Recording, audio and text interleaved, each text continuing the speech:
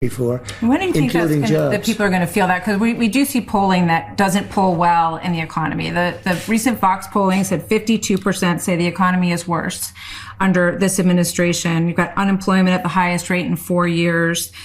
Groceries made a big jump in the last term. So how is that?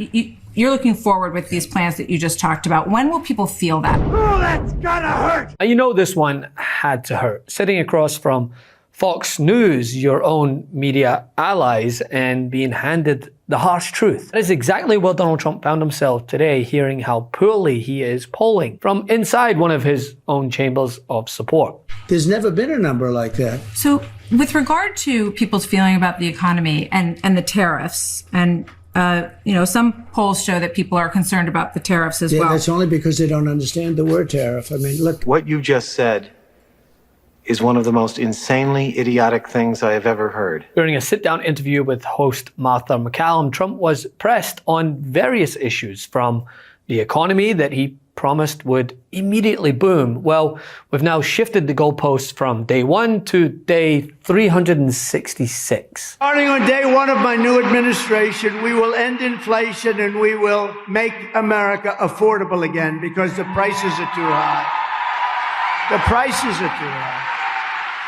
We have all of these things are being built. Car companies are moving back. We lost 50%, 54% we were the automobile capital of the world. And all of a sudden it got robbed by China, Japan, Germany, all these countries. Those companies, they're all coming back now to the United States. They're building car companies and factories all over. They're coming back from Mexico and Canada. We lost a lot to Mexico. We lost a lot to Canada. They're all coming back because of the tariffs. Without the tariffs, a different story, but they're coming back because of the tariffs. And you're going to see that kick in probably in a year or so. Mm-hmm.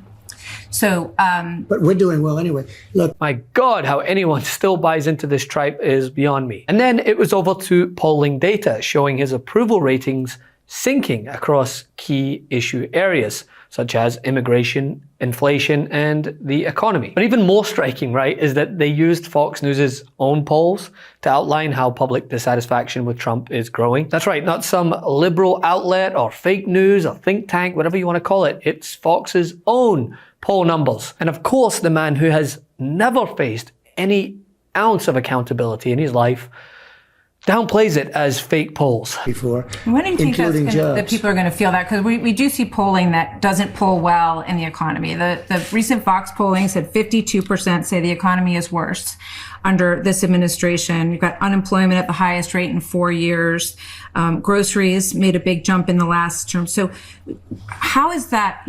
You're looking forward with these plans that you just talked about. When will people feel that, Mr. Well, Trump, when the factories start opening. I mean, right now we're building them. And, Fox polling, I have to tell you, I've told you before, it's the worst polling I've ever had. It's always, during the election, they had me winning by a little bit, not by a massive amount. And Fox polling, I've told Rupert Murdoch, go get yourself a new pollster because he stinks. And this is for years now. But I will say that. So if anyone's keeping count, that's fake job numbers. So we'll just fire those reporting them, only to then get reported worse. Elaine Chao was on yesterday, and I know, she was, I think she was labor secretary for 8 years under Bush II, and she was your transportation secretary as well. And she said, the commissioner doesn't really even get involved with the actual minutia of putting all these things together. And there's no way that it could have been, that she could have chosen to rig these numbers to make them look bad. And these are statistical changes based on this antiquated system, and it's just a big leap to go to rigged. And then it also, Mr. President, it makes anyone you pick is going to be, critics are going to say, hey, he's picking a guy that's going to give him or a gal that's giving him the numbers that he wants. So it undermines confidence in the system to some extent. You had, according to many people, all the rights in the world to try to replace a commissioner when hasn't gotten any better. Fake news, so we'll just silence anyone who dares ask tough questions. Appropriate President Trump that a president in office should be engaged in so much business activity. Well, I'm really not. My kids are running the business. But you are also. You know what the activity, where are you from? I'm from the Australian Broadcasting Corporation, Four Corners program. Well, the Australians, you're hurting Australia, right? In my opinion, you are hurting Australia very much right now. they want to get along with me. You know, your leader is coming over to see me very soon. I'm going to tell him about you. You set a very bad tone. Well, go ahead, President John. Trump, when the UAE does a deal like you that, can set a nicer when the tone. UAE does a deal, what does it want in return? Quiet. Fake late night hosts, so we'll just get them kicked off air. There's only one thing that matters. There's only one thing that matters. We had a threat of retaliation by a government official for someone not pronouncing government commanded speech. There was an order from the state about what people must say. Jimmy Kimmel did not say that, and his corporation was threatened with consequences by a government official. This is not cancel culture, because it's not culture. It's state repression. It's an order from the government. Here's the script you must read. If you do not read it, you will be taken off the air. Jimmy Kimmel didn't read it. He was taken off the air. This cannot be, because he's a comedian, there'll be people who say maybe we shouldn't take this as seriously. But here's the comparison I would suggest. When Paul Pelosi was brutally attacked, many, unfortunately, including the son of the former President Trump, made light of it. A terrible thing, heartbreaking, a terrible attack on an 82-year-old man. Imagine if the Biden administration had given a script and said, this is what everybody must say about Paul Pelosi. And if you don't say it, we will bring pressure to bear on your parent corporation to fire you. Greg Gutfeld at Fox, you're not sad enough about Paul Pelosi. You're not saying what we command to be said about Paul Pelosi. Therefore, unless Fox fires you, we are going to bring regulatory havoc to bear on the parent corporation. Now, you guys know that this never ends well, right? History books have kind of warned us about it. Nonetheless, watching Trump be forced to listen to how terrible of a job he's doing by his own state-run media was satisfying and telling of the erosion from within, because it is indicative of how many in the MAGA contingent are distancing themselves from the man that they once swore allegiance to. After Pam Bondi's speech on cracking down on hate speech, there's free speech and then there's hate speech. And there is no place, especially now, especially after what happened to Charlie, in our society.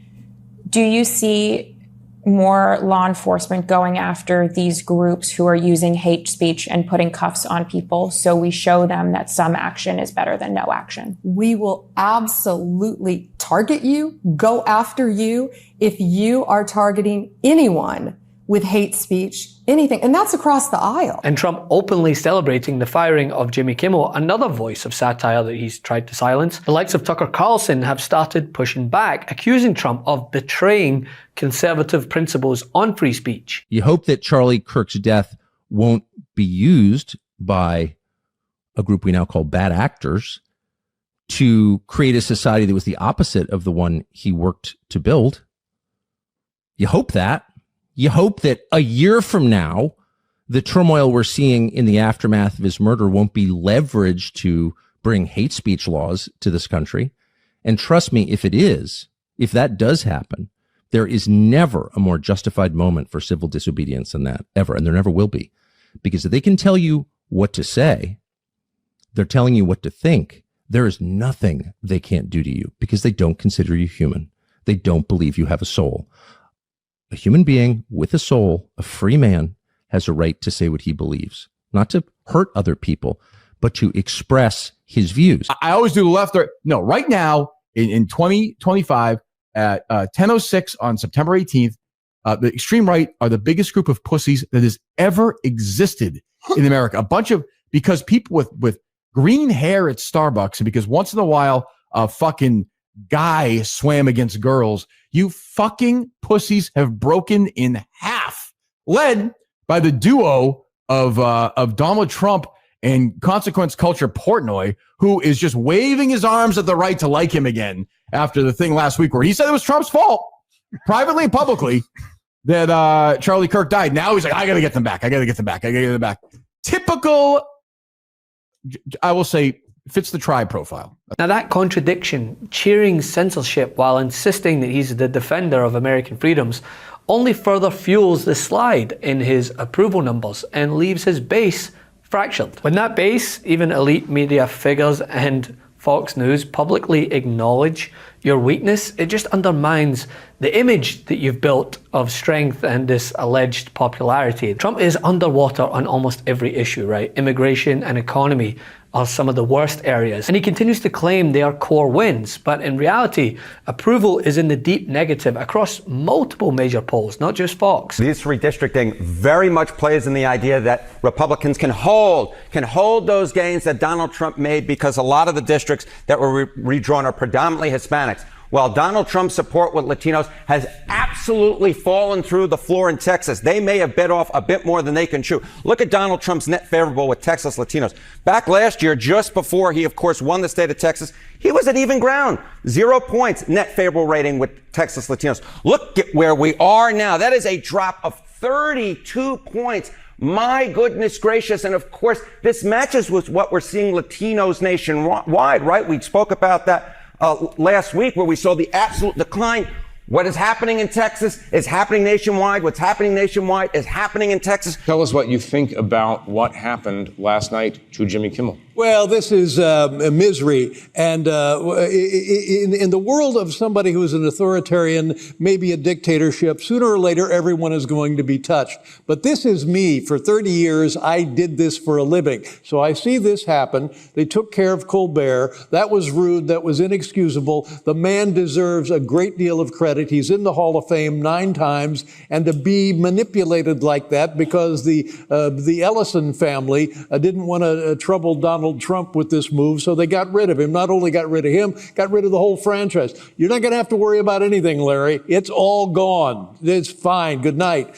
And then my good friend Jimmy Kimmel. I feel bad about this because we all see where this is going, correct? It's managed media, and it's no good. It's silly. It's ridiculous, and you can't go around firing somebody because you're fearful or trying to suck up to an authoritarian criminal administration in the Oval Office. That's just not how this works.